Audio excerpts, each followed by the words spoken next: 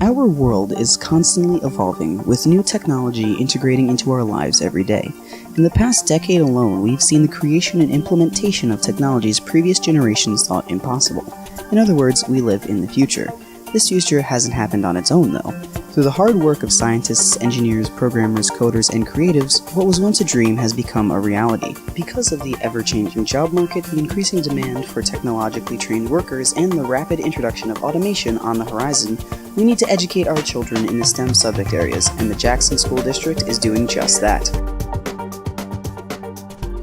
We are in a society that is growing to depend on technology. We love it when it's working.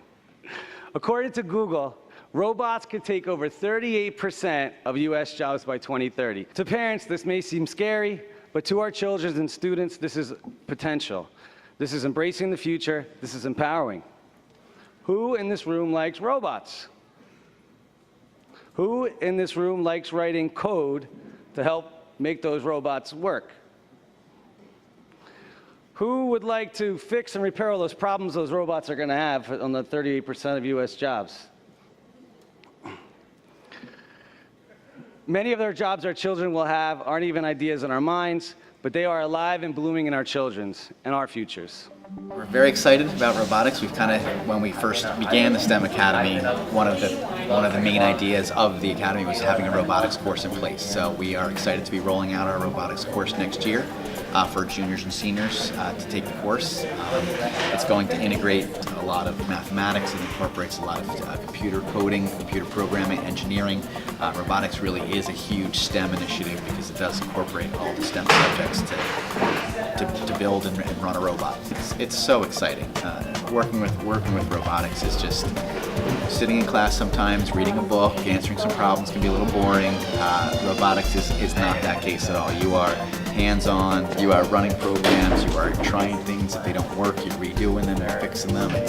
You get instant feedback if you turn in a math test, you don't know if you're right or wrong until you get it back. You run a robotics program and it crashes into a wall, you know you didn't do it right, you gotta redo it. We haven't offered this program. I've been in the district 23 years now and we've never had a program like this. We're now starting both middle schools. Getz and McCall have robotics clubs right now, so we're generating interest among our middle school students, and we want those middle school students to be able to follow through on that interest in a more elaborate method once they get to high school. It's just fun. Robotics is a fun, it's almost like a hands-on video game where you're in the computer screen. You're controlling what's happening, you're controlling how things work, you are coming up with ideas to make the robots do things, whether it's a simple task like pick something up, or whether it's a robotic challenge where you're trying to knock something over, or whatever the case may be. It's a lot of fun to make those things happen. I've just started working with the Jackson Now robot, and it's just fun to see how he can move and that he can actually move like an actual person and to manipulate him like that. Next year, I'm going to be doing an independent study with Miss KP involving the robot in most likely elementary school classrooms, probably with special ed kids. Well, I think it's important to keep our students up to date with technology. Robots are being used to perform surgery and even deliver coffee. In fact, elementary students here at Jackson are super excited when they see Jackson, our new robot. We took him over there for Computer Science Education Week in December, and they could not get enough of him. Well, right now Jackson is still brand new, so my students haven't had much time to work with him, but they've been working on things such as object recognition and voice recognition.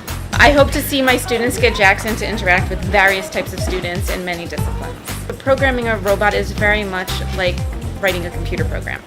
Students have to use algorithmic thinking, and I'd really like my students to develop a program to work with kids with learning disabilities. There are basically two parts to robotics. There is the building of robots and the programming of robots. The new STEM class will do both. A robot is basically a moving computer. It must be programmed in order to do anything, otherwise it's just going to sit there and not do anything.